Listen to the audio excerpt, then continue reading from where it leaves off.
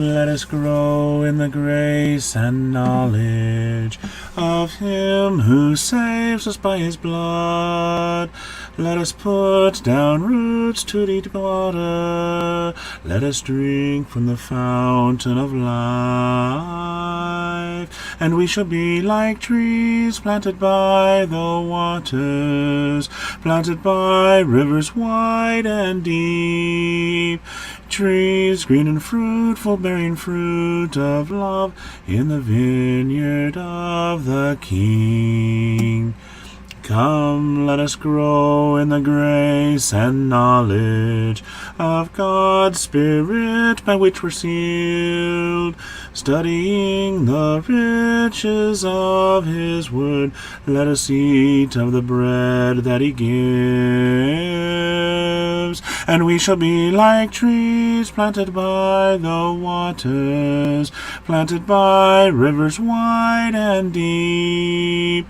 Trees green and fruitful, bearing fruit of love in the vineyard of the King. Come, let us grow in the grace and knowledge of He who calls us by His Son. Let us gather now at His table. Let us feast on the richest of food. And we shall be like trees planted by the waters, planted by rivers wide and deep.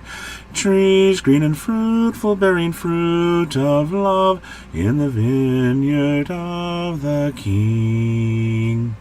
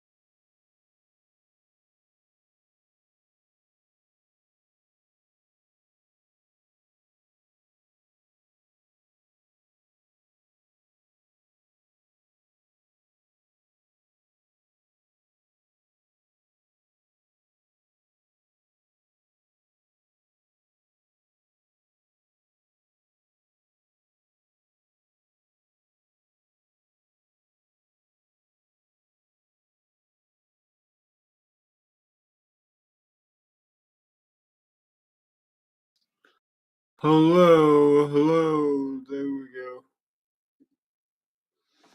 Hi, Sam, we're late. It's just me and you this morning. So far, what's on your mind? Hmm, sorry, it shows it's working now. Can you hear me now?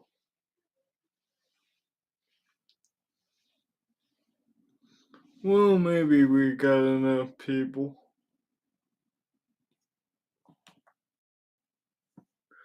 Let's do it.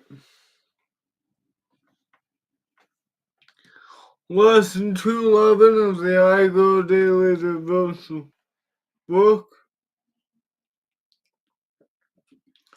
Mm, I Grow Daily Devotional book written by Philip Johnson, produced by Focus Press.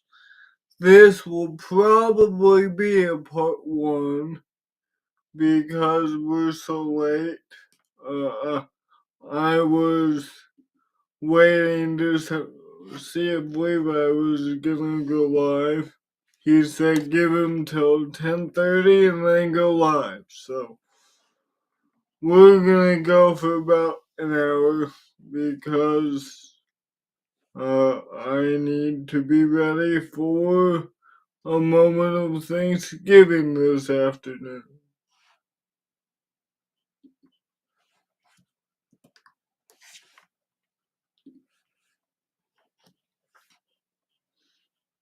So we'll see how far we get. We're going to spend 1 minute, meditate on the following words from Luke. The blind receive sight, the lame walk, the lepers are cleansed, and the deaf hear. Jesus heals.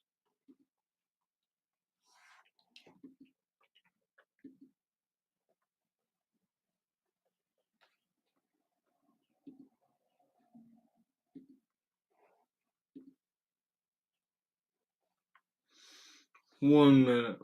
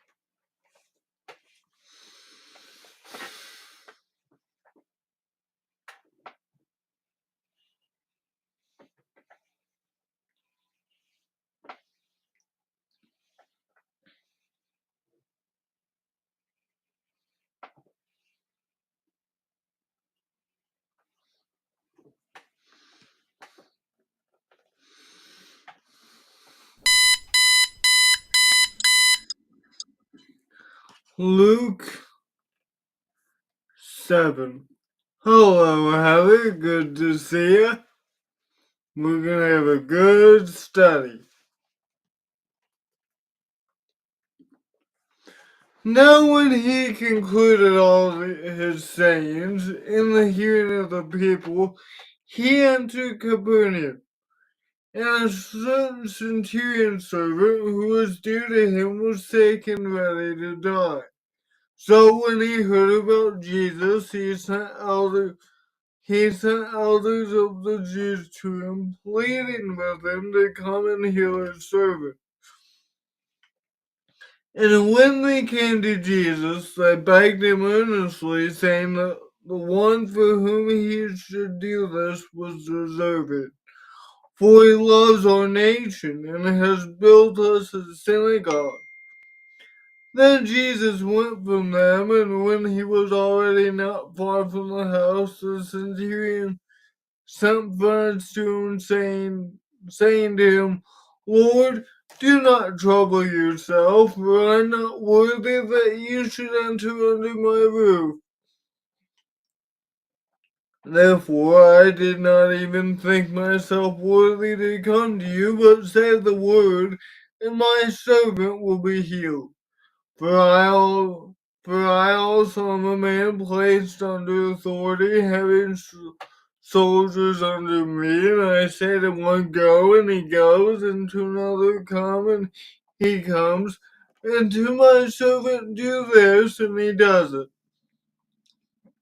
When Jesus heard these things, he marveled at him and turned around and said to the crowd that followed him, I say to you, I have not found such great faith, not even in Israel. And those who went returning to the house found the servant well who had been sick. Now happened the day after that he went into a city called Nain, and many of his disciples went with him in a large crowd.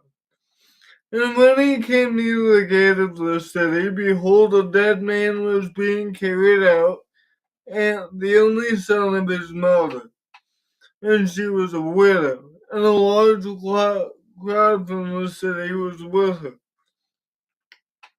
When the Lord saw her, he had compassion on her and said to her, do not weep. Then he came and touched the open coffin, and those who carried him stood still, and he said, young man, I say to you, arise. So he who was dead sat up and began to speak, and he presented him to his mother. Then fear came upon all, and they glorified God, saying, a great prophet has risen up among us, and God has visited his people. And this report about him went throughout all Judea and all the surrounding region. Then the disciples of John reported to him concerning all these things. And John, calling two of his disciples to him, sent them to Jesus, saying, are you the coming one, or do we look for another?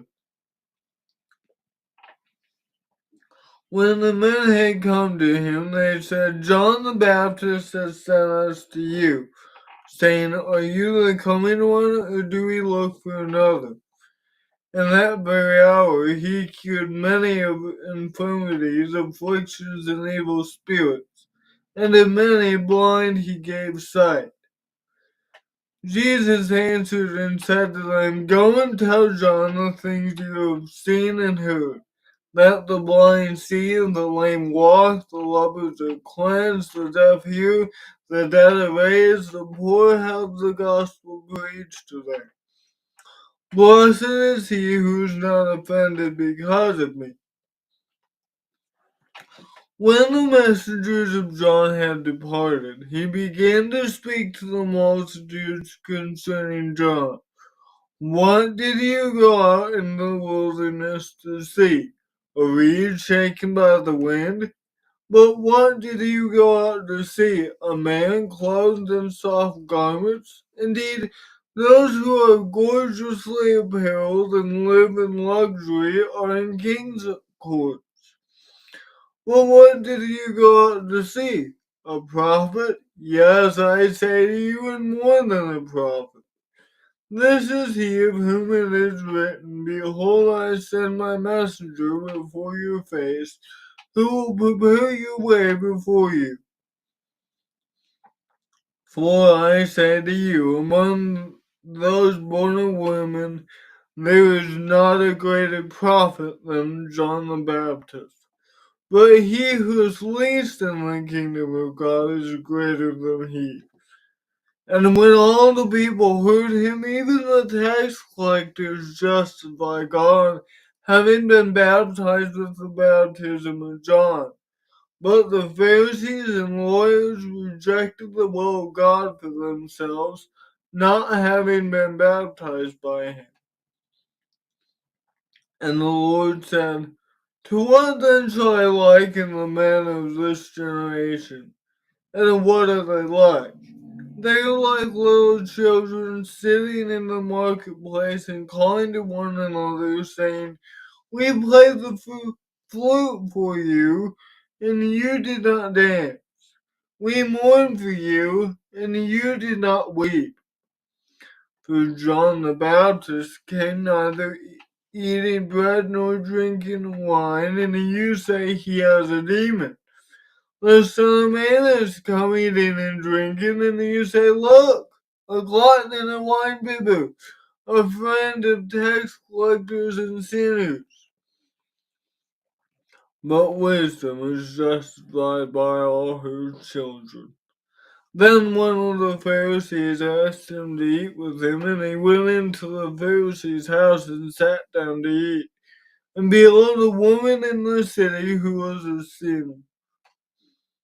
When she knew that Jesus sat at the table in the Pharisee's house, brought an alabaster flask of fragrant oil, and stood at his feet behind him weeping, and began to wash his feet with her tears, and wiped them with the hair of her head.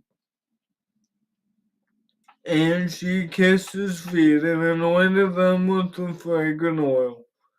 Now when the Pharisee who had invited him saw this, he spoke to himself, saying, "This man, if he were a prophet, he would know who and what manner of woman this is who's touching him, for she is a sinner." And Jesus answered and said to him, "Simon, I have something to say to you." So he said, "Teacher, say it." There's a certain creditor who had two debtors. One owed 500 denarii and the other 50. And when they had nothing with which to repay, he freely forgave them both.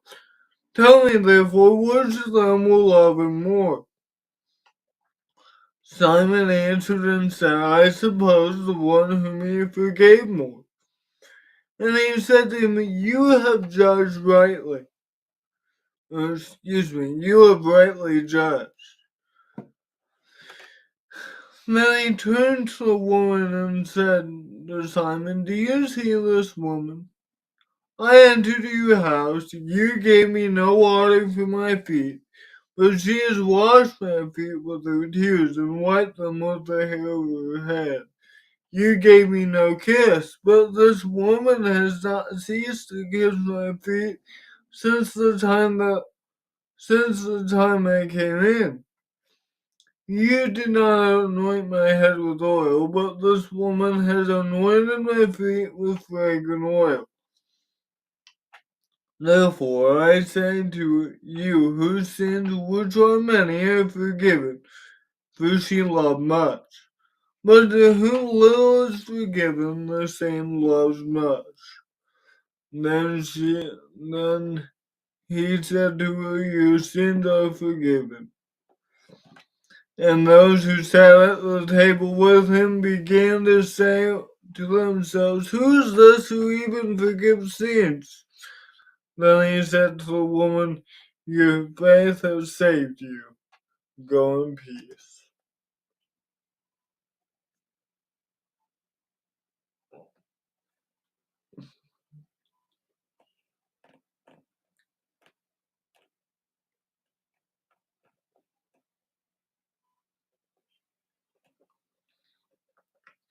Now, yes, perfect. Well, do what you can, Heather. Alright. Question number one. We're gonna put 5 minutes on the clock as we nope. 6, 7. Wow. 7. We're gonna put 7 minutes on the clock. Yeah, this will be part one.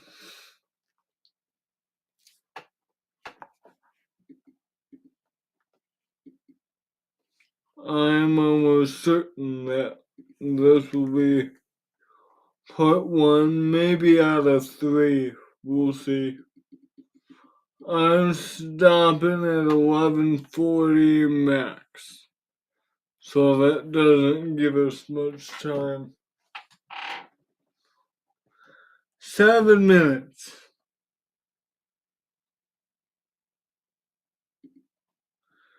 Question number one. Whoops.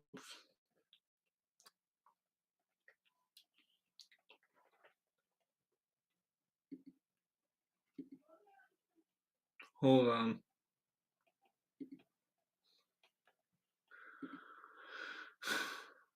Question number one. Why was Jesus amazed at the faith of the centurion?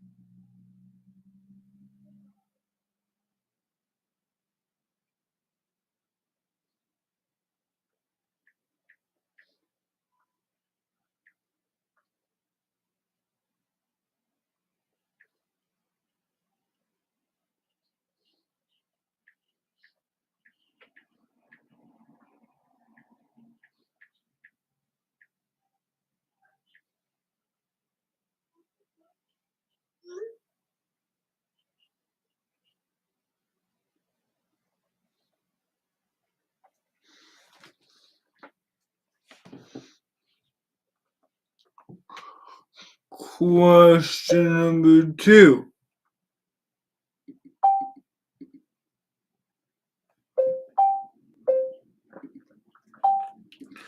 How would you describe your faith?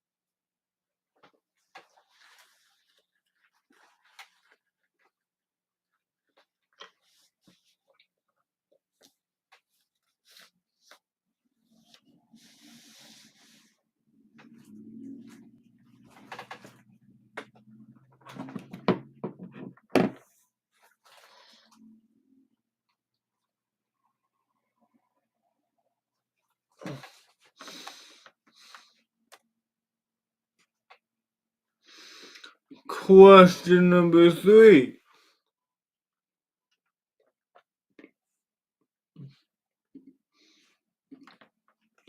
Do you think your faith has ever amazed Jesus?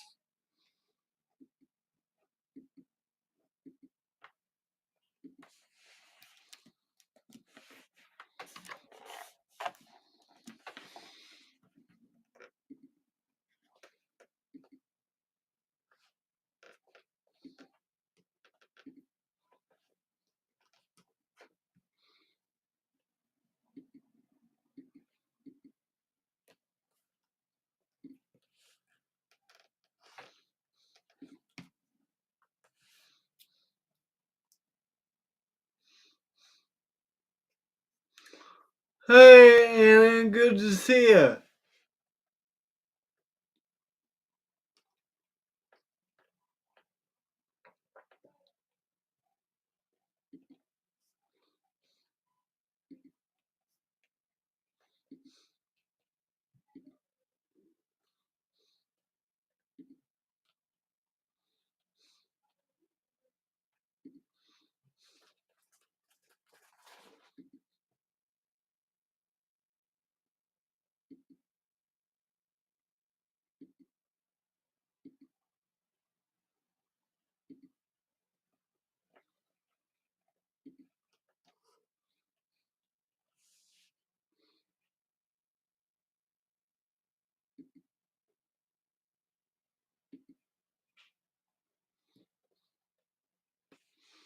And then question number 4.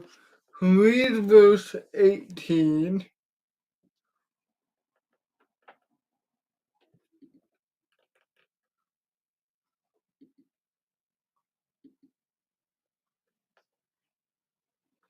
And let me get the countdown timer paused here.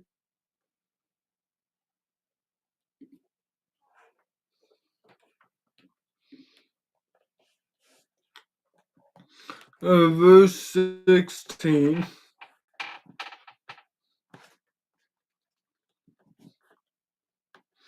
Then fear came upon all, and they glorified God, saying, a great prophet has risen up among us, and God has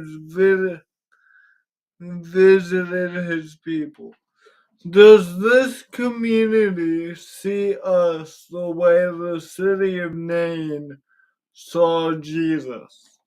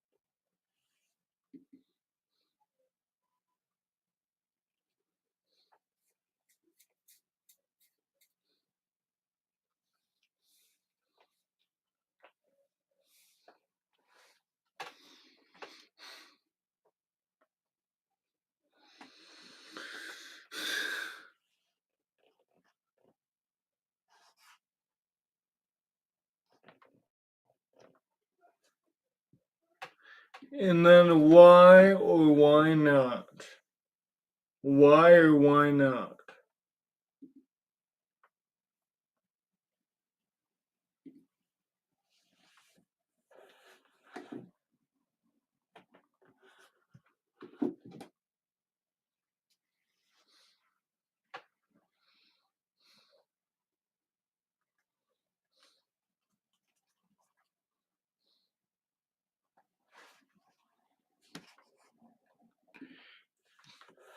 Yeah, I'm starring them, Sister T.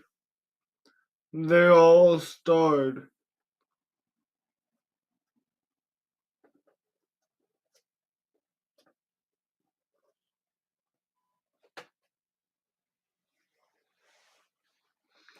Eh, amen, Emily.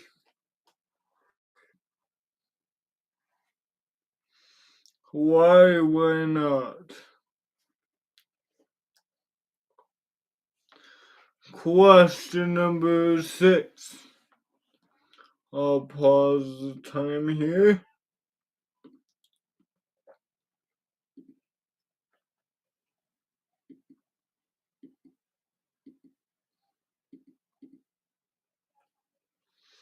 Read verse 30. Have you ever been guilty of rejecting God's purpose for your life? But the Pharisees and lawyers rejected the will of God for themselves, not having been baptized by him.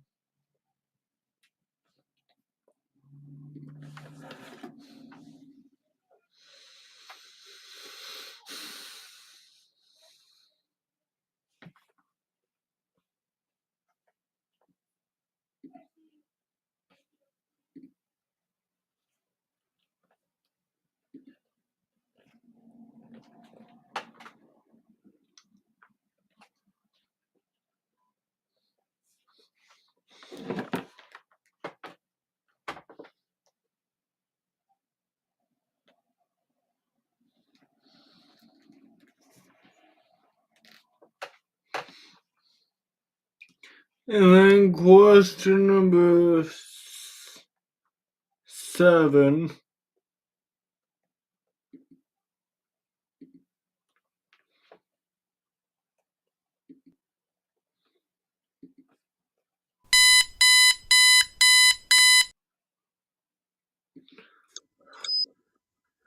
Oh no! He passed out! We will be praying.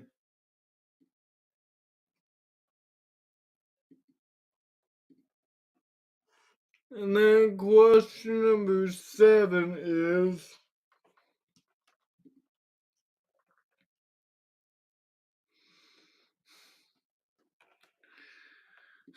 hey Levi, when you come back here, can you send somebody to copy comments, please? Because I don't see me getting through 7 questions. Question number 7. What is God's most important purpose for your life?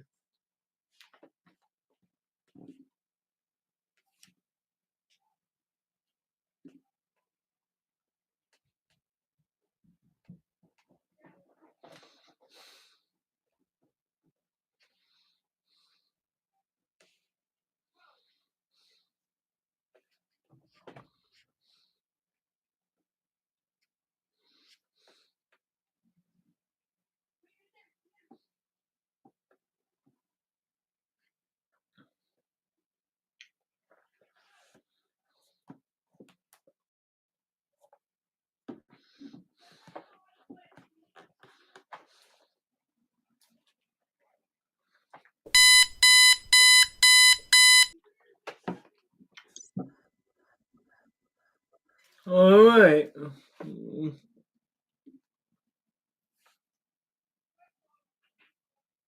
Thank you. Congratulations, Ezra. Let's do this. Wait. Yay! Congratulations! Woo! Alright.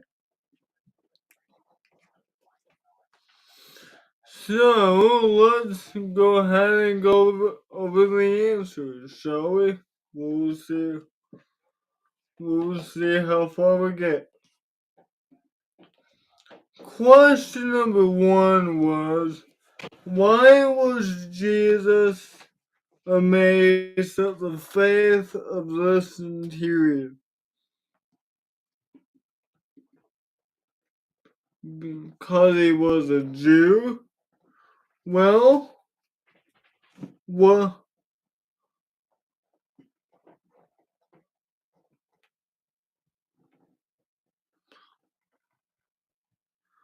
Well, I guess he was a Jew. I'm thinking of another time. He was a Jew because they say he loves our nation. He's built a synagogue.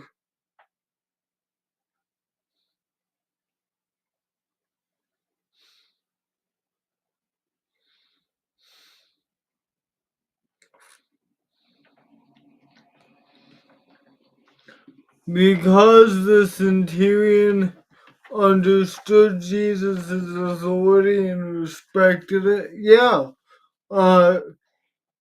He being a centurion says, look, I know that I have great authority here.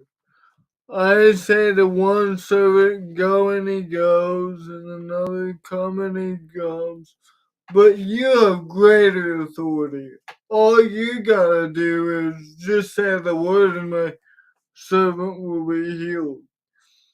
And well, Levi, correct me in thinking. Verse 9, I don't know if you're still here, but verse 9 makes me think that he's not a Jew. But what makes me think he is a Jew is the Jews are, at least the Jews are lobbying for him. He loves our nation. Um, m- m- uh, so is this a Gentile that the Jews love? Or is this a Jew himself? Because verse 7 gives me pause. Remember, Jesus is in a Gentile region, and so let me get the comments on this one.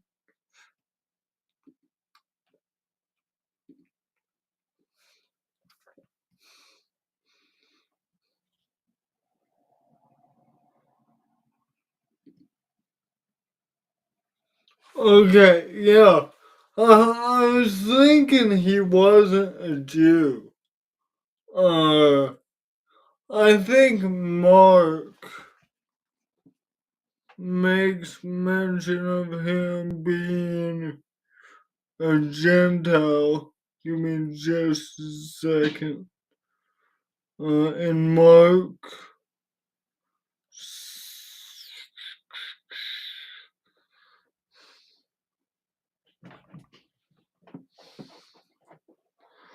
Let's see.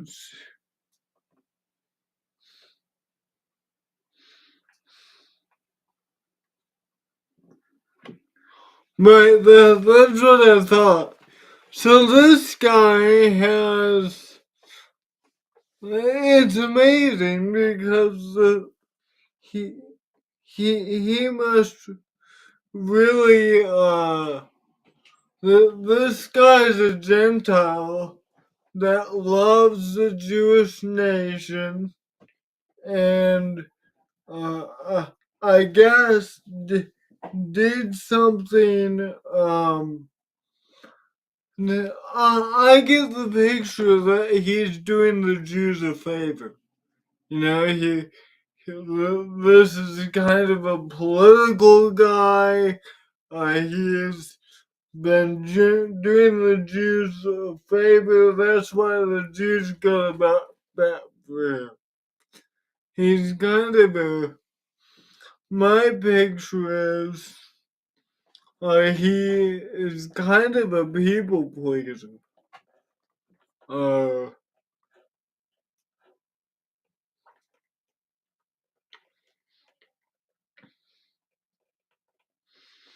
where is Mark's telling? Okay.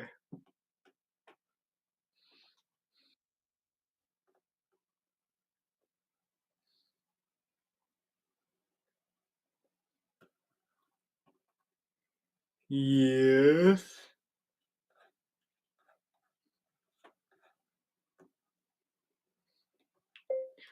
Centurion servant.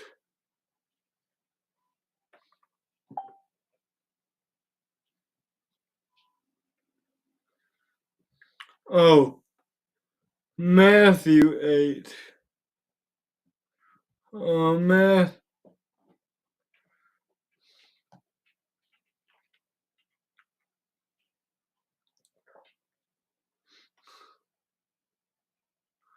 So in Matthew 8, Jesus is Jesus is in Capernaum, and in Luke 7. Capernaum was a Gentile region, if I'm not mistaken. And so he's among the Gentiles. But for some reason, this Gentile guy has the rallying of the Jews behind him. I don't know if that's a political thing. I suspect it would be. Maybe he was just a nice guy, but notice what the Jews say about him. he loves our nation. He's built us a synagogue. So this Gentile centurion is enabling them to worship. And that's right, he was a Roman. And so this is weird for the Jews to like a Roman soldier. They're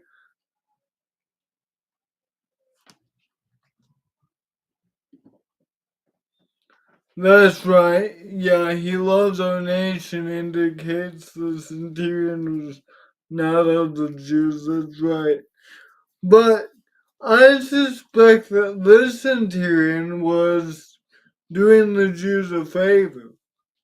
Right? He loves our nation. He's building us a synagogue. This was very odd for the Jews to like a Roman. Because they thought the Romans were oppressive, and they thought Jesus was going to take care of the Romans. And so, very interesting dynamic here.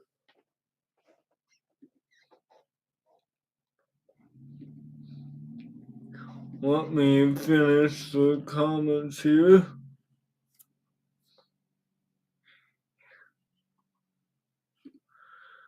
He was amazed because he understood Jesus and his authority and power more and displayed more faith than anyone in Israel. So that's another thing too. This guy who is a Gentile Roman displayed more faith than the Jews themselves. Because Jesus says, look, not even in Israel have I found such great faith. And Israel was known as God's special people. But over and over again, this is one of several examples that the Gentiles are more accepting of Jesus than even the Jews are. Well, one thing I like about this story is many times in the Gospels, you have the people marveling at Jesus. They marvel at his teaching. They marvel, who is this that even the winds and the waves obey him? They're amazed at Jesus. Well, the centurion's faith in Jesus' power, like Heather, well, Sam says, and his authority, like Heather says, made Jesus himself marvel and be amazed at the centurion. He recognizes the authority of Jesus. He knows what it's like to have that authority. And so back to our question, why was Jesus amazed at the faith of the centurion? I think one of the big reasons is he is a Gentile. He's doing better than God's own people. Verse 9, I say to you, I have not found such great faith, not even in Israel. And so he's doing something, he's got more faith than God's people. I do that in air quotes because the Jews have not been acting like God's people. So let me go back to comments on that.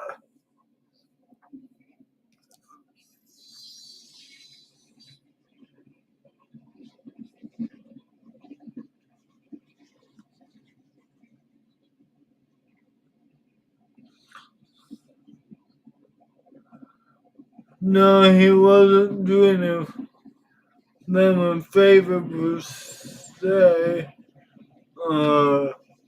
but he demonstrated his love for the Jews by fulfilling a need.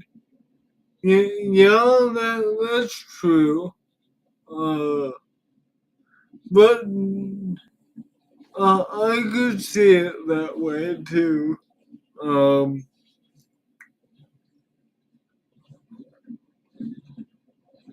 but yeah, I could also see how they see it as pandering.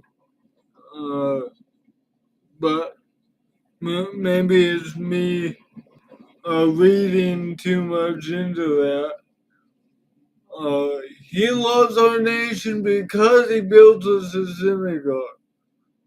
Uh, so but nonetheless, the Jews love the guy because he's built us a synagogue, and so uh, that they're happy with the Roman because the Roman loves the nation. We're not told why. Uh, Perhaps he displays some of the same characteristics of love and mercy that Jesus does, as evidenced by his faith. We don't know. But yeah. In either case, he loves the Jews.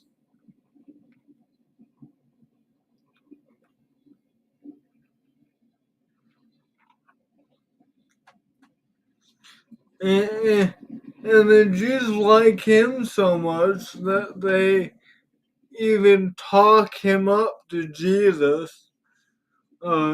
Jesus, if anybody, what are you doing? I already, uh, I already dealt with Levi's comment. Jesus, if anybody was deserving of your power, of your miracle, it would be the centurion. He loves the Jewish nation. He's a good political force. He's built us a synagogue. We love him. He loves us. So they're talking him up. The Jews are like, he's worthy. In contrast, the centurion himself says, Lord, I'm not worthy of anything. I'm not even worthy that you should come into my room. That's his attitude. The Jews are talking him up, and he says, I'm not worthy.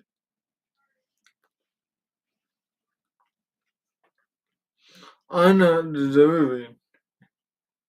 In fact, he says, he says, I wasn't even gonna come to you. Therefore, I did not even think myself worthy to come to you. I wasn't even gonna come.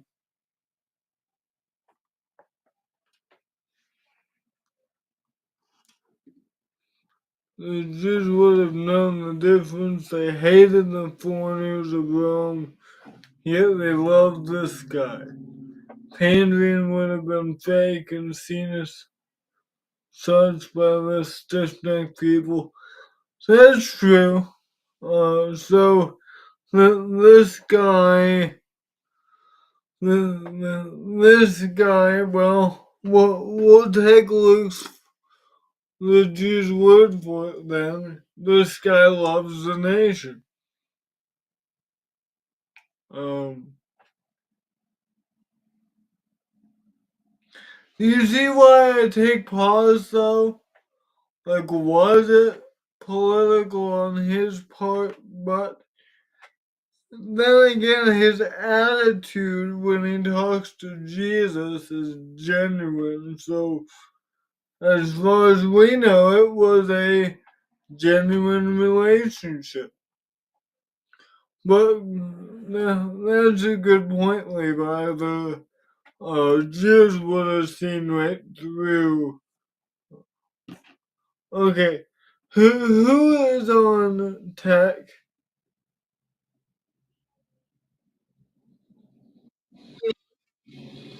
Why are you? Why do you keep showing comments after I hide them?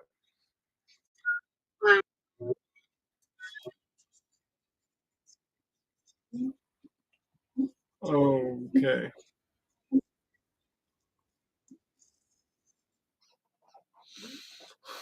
but yeah, good point, Levi. So,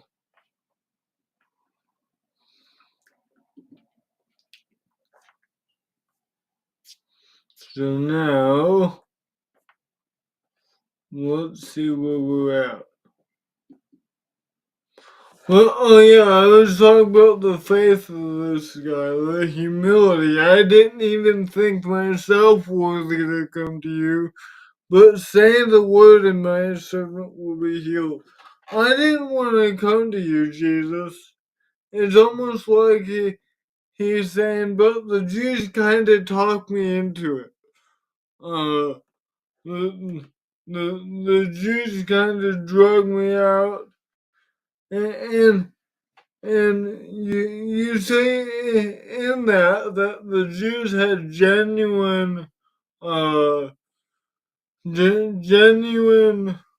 concern for this centurion, uh, being able to drag him out like that, and talk him up, because they really do talk the centurion up.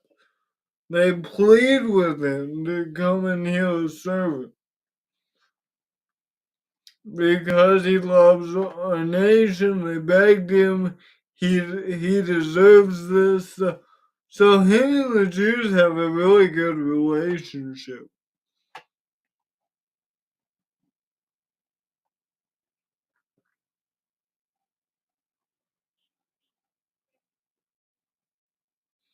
Oh, wait a minute. Sorry, I'm wrong. The centurion The centurion doesn't come to Jesus. The centurion sends his friends, and they say, I sent my friends because I'm not worthy to come out and meet you. So the Jews say, hey, this guy's all that in a bag of chips, and the centurion says, no, no, no. I don't even want you to come to my house. I'm not worthy. Just say the word. And he sends his servants. Right, uh, who sends his friends. I bet Levi just corrected me on that.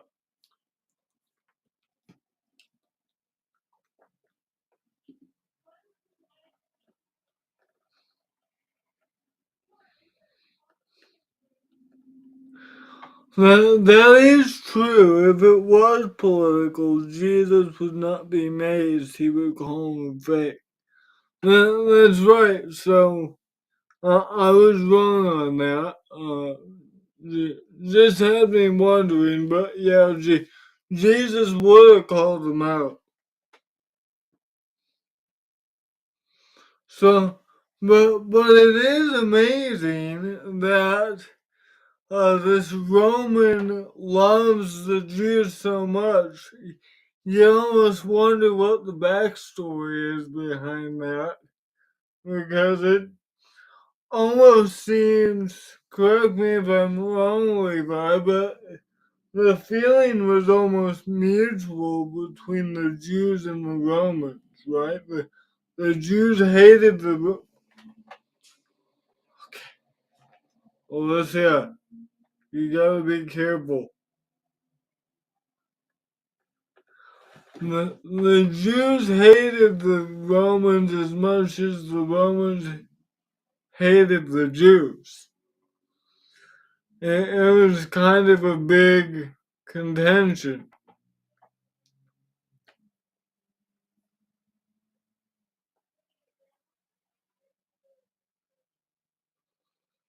I missed it, Sam.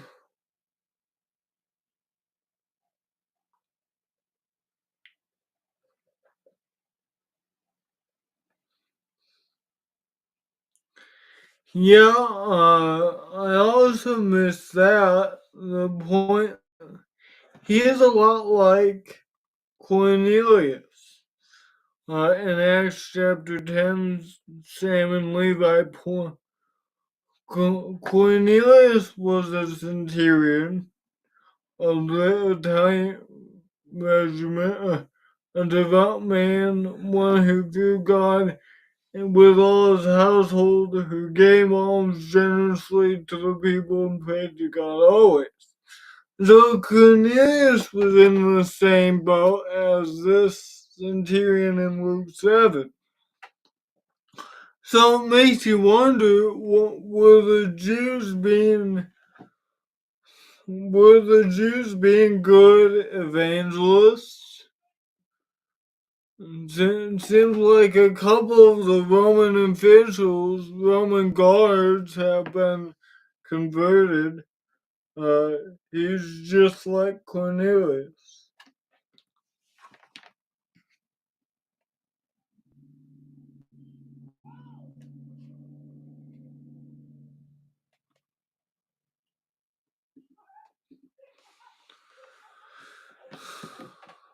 Think about this: the Jews were, the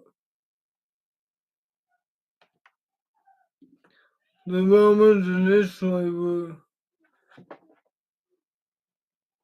indifferent uh, toward the Jews until they became a constant thorn in the side. Then the Romans treated them as done. That's right, because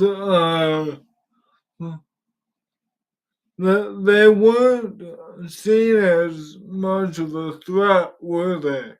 Until they started rebelling. And it got to the point where the Jews were kind of uh, the Jews were kind of dictating what the Romans did, right? You remember Pilate? Uh, he did he the Jews pressure him about letting Jesus go and says, "Hey, you're going to you're going to be a friend of Caesar.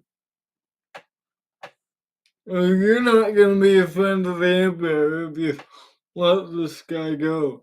And then in Acts 20, we're going to get one. Okay, this is trippy.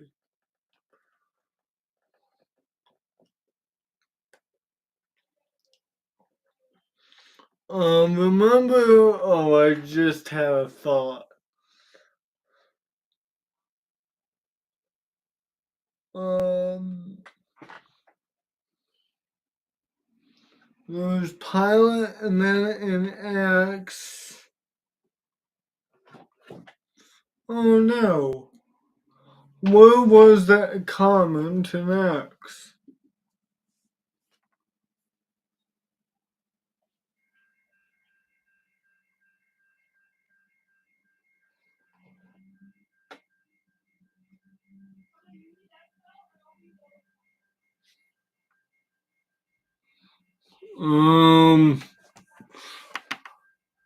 Levi, what am I thinking of? What was I just talking about? That's beyond frustrating. Why?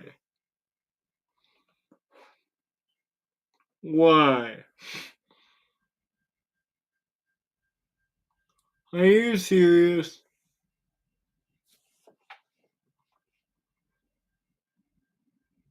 Oh, the Jews having the Romans wrapped around their finger at one point. In Acts 20, when Paul is uh, in prison at Rome, and Felix is preceded by Festus, wanting to do the Jews a favor.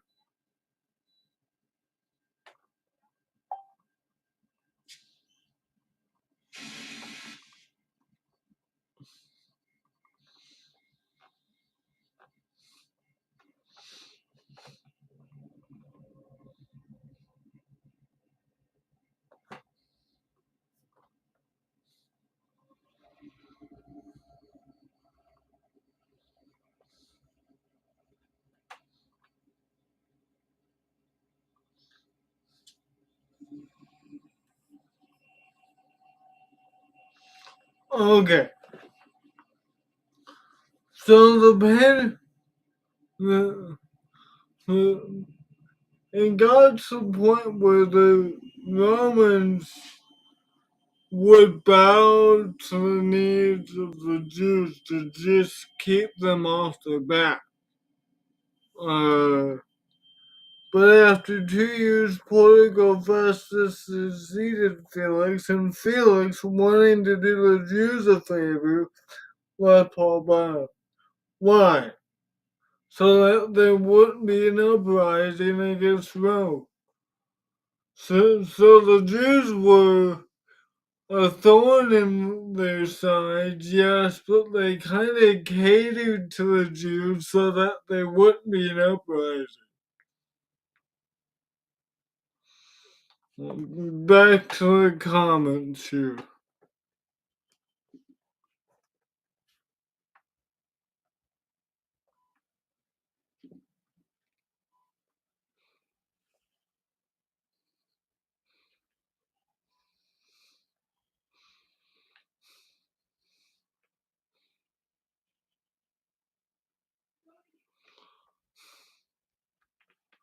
That's because there were too many zealots out there, many Roman officials were suddenly unalived.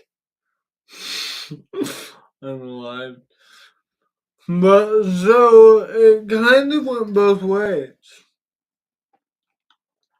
So I said all that, and yes, we have to be done because I need a break after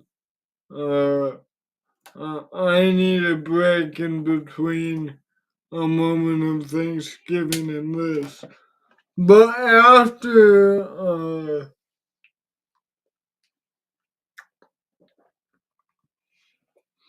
but it went both ways. So the Jews hated the Romans hated the Jews because uh,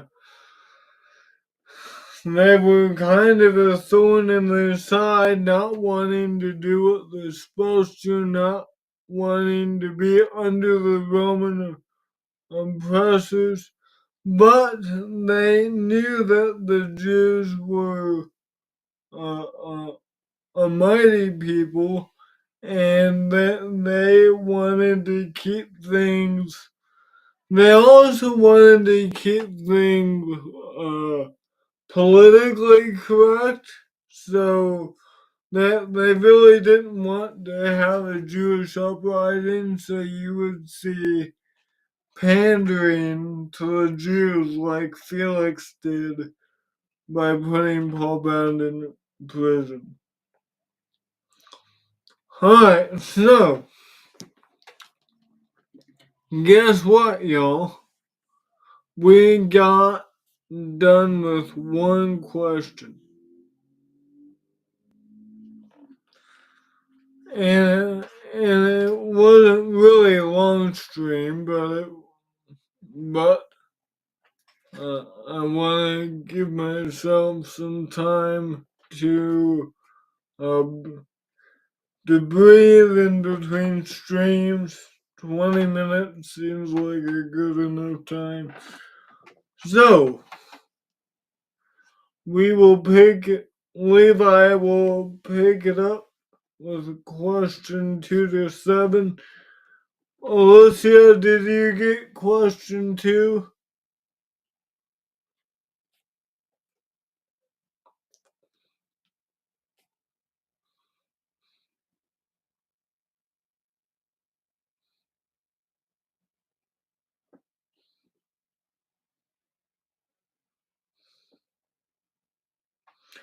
Oh, I'm sorry.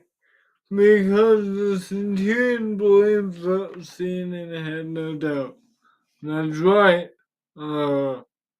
And that's in contrast to uh, the Jews, for example, in John 6, who saw the miracles and yet wanted more signs to get their bellies full. But here are Gentiles that say the word of my servant will be healed, and the servant's healed.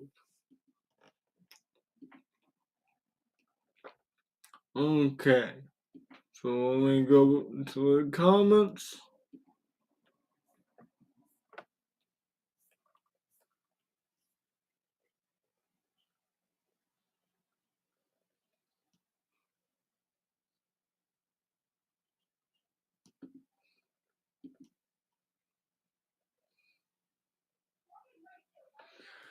Yeah, it was a good study. I just don't want to go back to back to back. So we're gonna end it there. Alicia, do you have question 2 started and ready to go?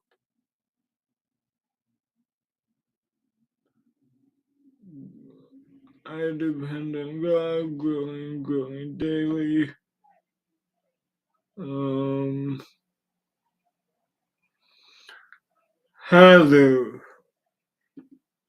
Heather's question 2.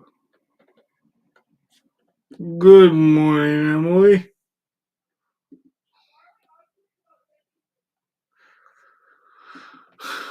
Okay.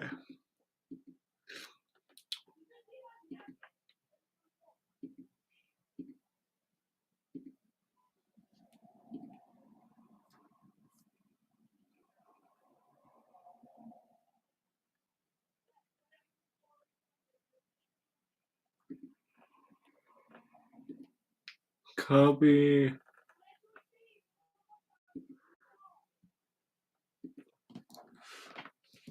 Paste. Copy.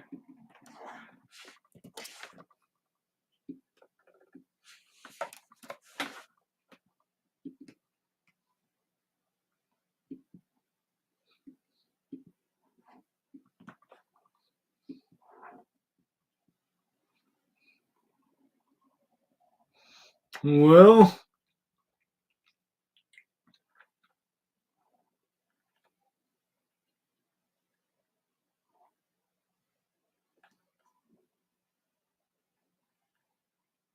oh wait. You have Heather's.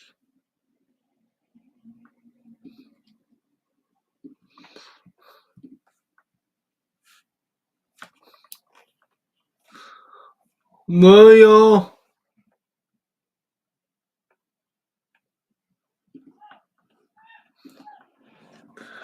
Yep, we only did one question. We could probably squeeze in number 2, but I can let Levi do that. It's 11:45. So we will see you all. I think I'm doing the moment of Thanksgiving, so we'll see you all there. let's end in prayer. Father in heaven, we love you. We thank you for this day, and we thank you for this time that we've been able to study Luke 7. May we be like the centurion who had enough faith to be to have enough faith in Jesus' power to heal his son. Father, please help us to have a strong faith. And may we always resist temptation and cling to you. In Jesus' name, amen. Alright, well, tomorrow I think Levi will be back with you and he will do questions 2 through 7 maybe. This may be a part 4. We'll see. That was a good study. Thank you all, and may you all add to your faith devotion. I'll see you next time. God bless.